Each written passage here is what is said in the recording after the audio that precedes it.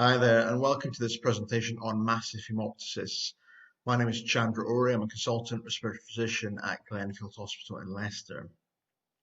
The definition of massive haemoptysis really depends on the volume of blood that's being coughed up.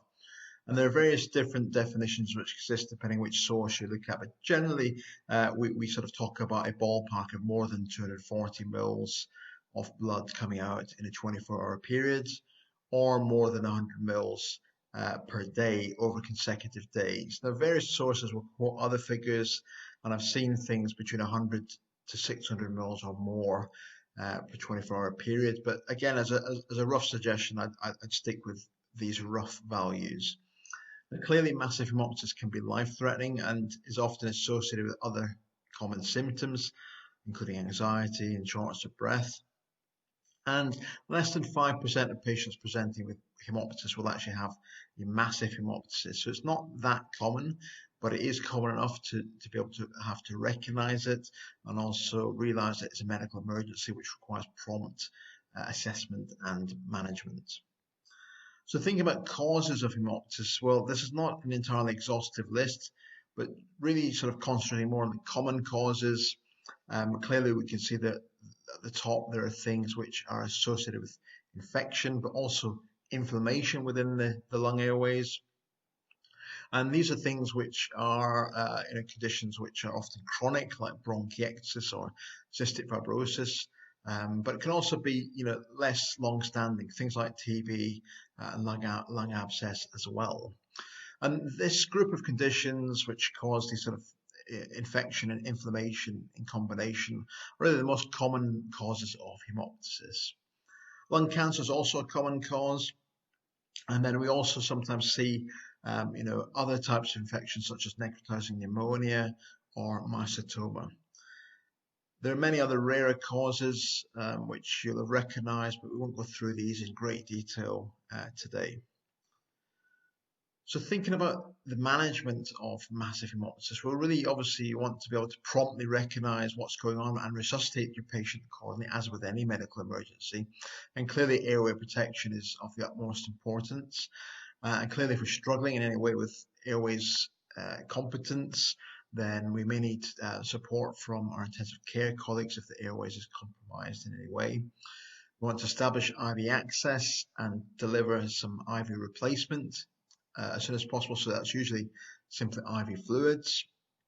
Occasionally we need to think about blood transfusion, but it's fairly rare in the acute setting in massive haemoptysis to get a large drop in your hemoglobin.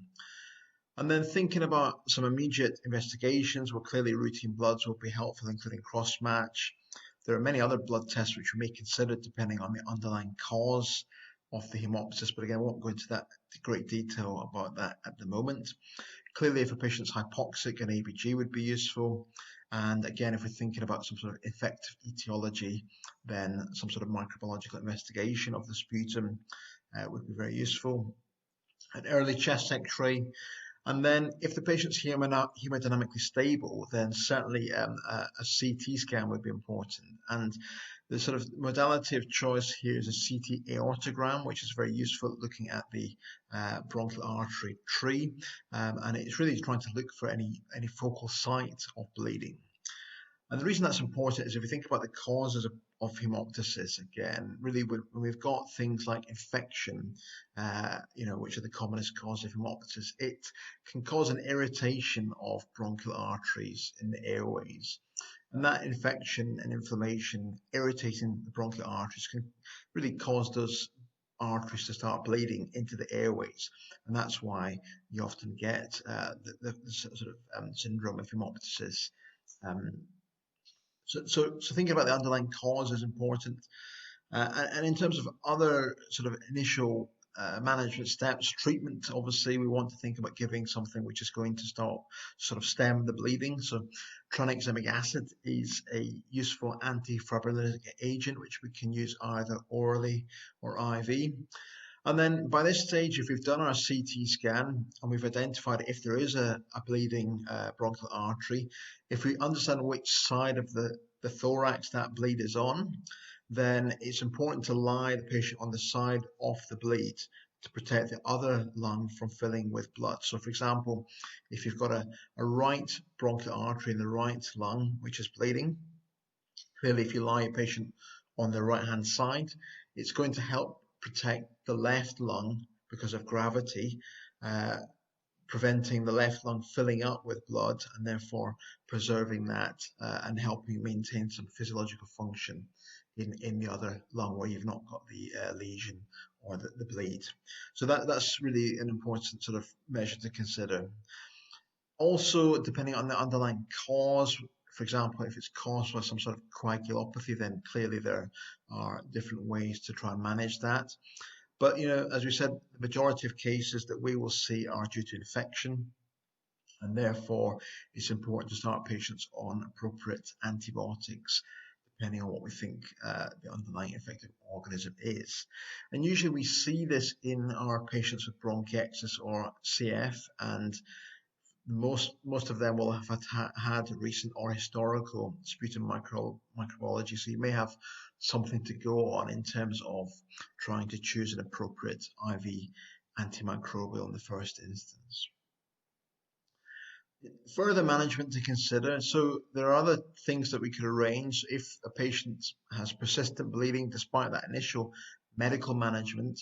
Then we could arrange something called a bronchial artery embolisation, which is something which our interventional radiology team can undertake. I'll come back to that in a bit more detail in a second. A bronchoscopy may be appropriate, and if it's a very urgent situation, then you're going to have to get input from our thoracic surgical colleagues to consider doing that. And subsequently, if the bleed persists and it's found to be a very localized bleed within the lung, but it's causing significant symptoms and morbidity, then it may also be appropriate, with the advice and input from the surgical team, to consider doing a localized resection of that part of the lung. But this is really probably the most common intervention that you may be required to request in the first instance if you've got somebody with massive haemoptysis. And it's a bronchial artery embolisation done by our interventional radiology colleagues. And the pictures really show some angiography, and what happens is that the radiologist can insert a catheter into the patient via the femoral artery, which then passes up through the aorta and then eventually into the bronchial artery, and using X-ray fluoroscopy, the radiologist can see exactly where the tip of the catheter is, and clearly if there's an ongoing bleed, they can try and stop that bleeding in that particular offending bronchial artery. And there's different techniques that are used for that. Sometimes there are coils which are inserted by spring mechanism into the bronchial artery, or sometimes they can inject sclerosing agents like alcohol, again just to try and stop that particular artery bleeding. Now there are some risks attached with this. It's an invasive procedure, so again, there are other things to consider. But these are relatively rare risks, but clearly they're things which the patient would need to be consented about if undertaking this procedure. Now, the in-hospital mortality from massive haemoptysis it can vary really depending on the volume of the haemoptysis and also what the underlying cause is. And this data is relatively crude. It's from older data on a fairly small number of patients, so it's not entirely perhaps up to date, but it does illustrate a good point, showing really that the bigger the volume of haemoptysis, clearly the higher the risk to the patient. And also we can see in terms of malignancy, there's a much higher in-hospital mortality associated with that than, for example, infection causes, which by and large should be reversible as you treat the underlying infection.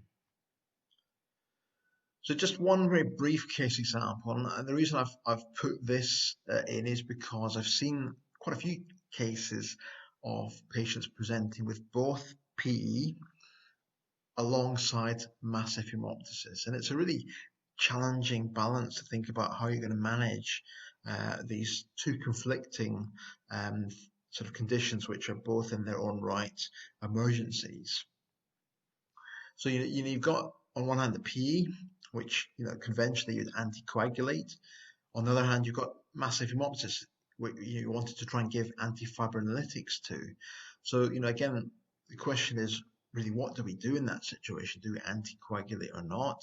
What are we going to do about the hemoptysis? Well, it kind of goes back to what we just talked about, that we could arrange an urgent CT aortogram, and this is what I've done in the past, and clearly considering bronchial artery embolisation if it's appropriate and there's an amenable artery to do so. And then once that's done, then you can clearly establish and treat the underlying cause of the hemoptysis. And then once you're happy that you've got some clear pathway for hemoptysis management, then you could initiate under close supervision low molecular weight heparin or even possibly IV heparin for your underlying PE. So the massive hemoptysis key learning points really are, it is clearly a medical emergency. And as with all emergencies, resuscitation is important. And clearly, if the patient is unstable or we've got a compromised airway, then we need prompt support from our ITU colleagues.